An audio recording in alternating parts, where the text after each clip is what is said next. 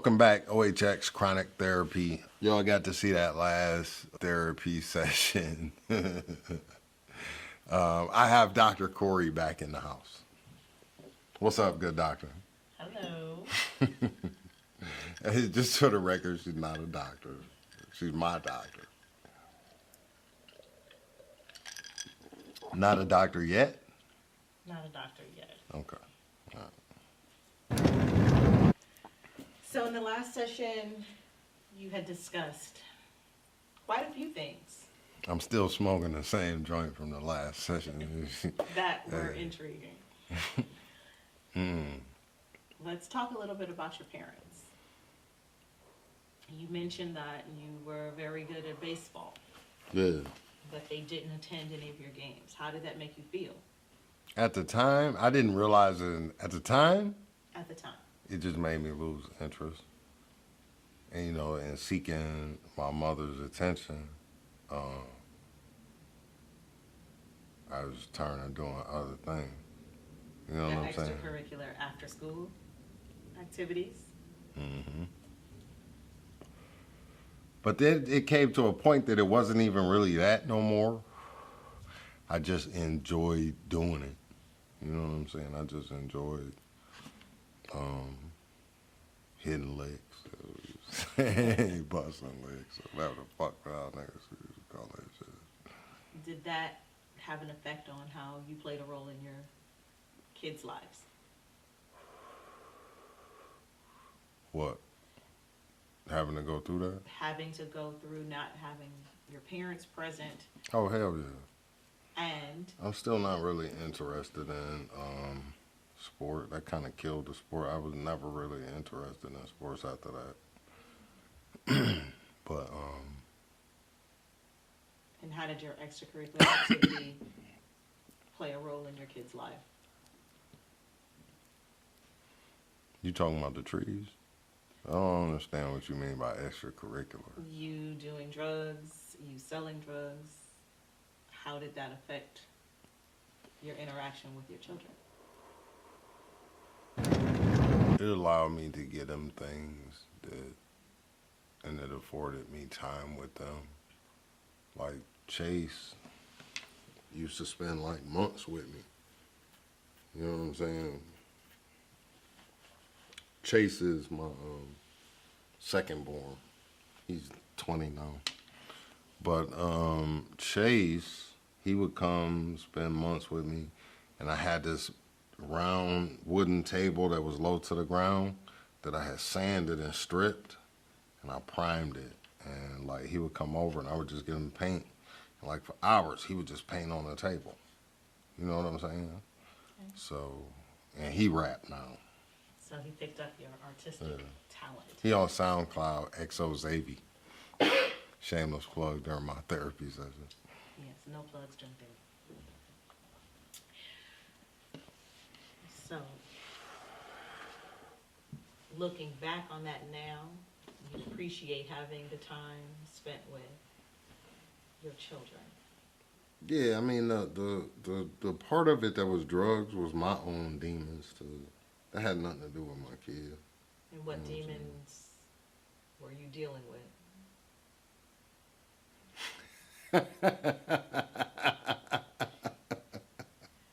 Depression. Yeah. Which is very common. Yeah, I dealt with depression for a long time. I dealt with depression, anxiety. You know, it wasn't until I was older I found out what depression and anxiety really were. So that leads back to basically self-medicating because you were depressed and anxious. Mm-hmm. I absolutely, as a child, self-medicated because I was depressed. Absolutely. Okay. It wasn't until I found out that I could just be present. You want to hit that, Doc? No, thank you.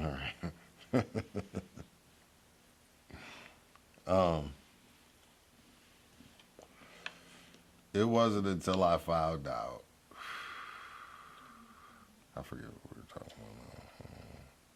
that you were able to be present? Oh yeah. That I realized where my depression and my anxiety were coming from a lack of being able to be present. I was always thinking about something that happened in the past.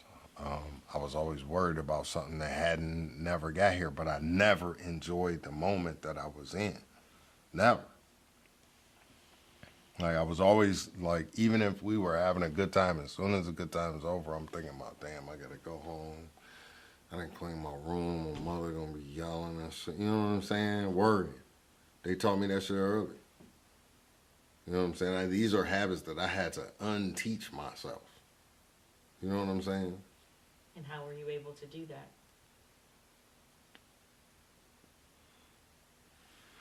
Wouldn't you like to know? Would you like to know?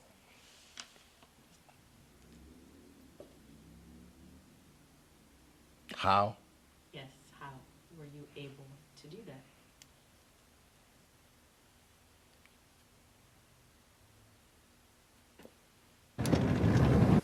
Did you seek out help?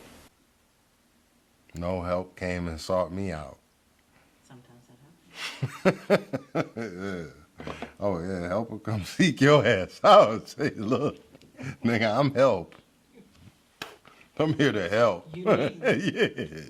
Yeah, scoot over. You need me. I'm help. Yeah, help will come. So where did you seek out this help?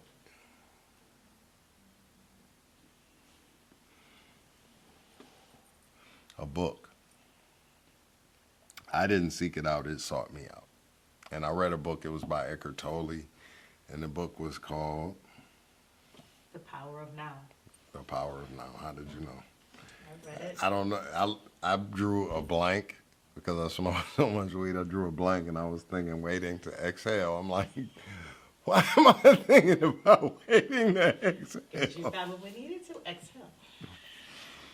All right. My bad. You sure you don't want to hit that doc? No, thank you. All right. I see that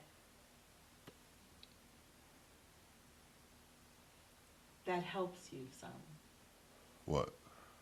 to loosen up, to talk more freely. What does? Smoking.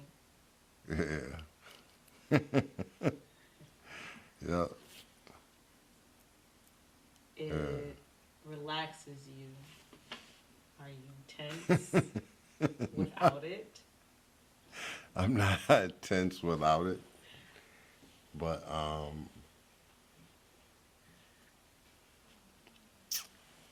no, I'm not tense without it.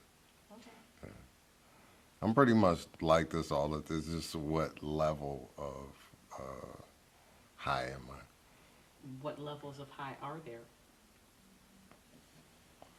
Well, you got your morning wake and bake, which is not as strong as your get it on after work for a couple hours and smoke a couple J's and kind of relax and have some conversation. You know, Pooh was over here earlier.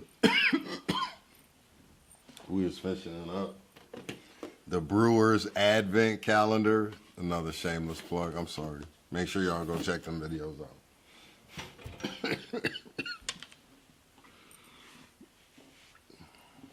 What? Are you okay? Yeah. Okay. So let's get back to the power of now. Yep. How long ago? I read it maybe 12 years ago. And it didn't take hold until maybe 15 years ago. And it didn't really take hold until maybe I had to go through a lot of things. But there was, I can't really remember them right now. But there was a couple of things in that book that stuck with me. Like the biggest one is that yesterday and tomorrow don't exist. That's like the two biggest things. And once I got a hold of that, once I understood that yesterday is gone, You can't bring it back. There's nothing you can do. You may never see tomorrow, and all we really have is this. Look, a lot of people think that now is that second hand on the clock going like this. But what you don't realize is that time don't really exist, and that now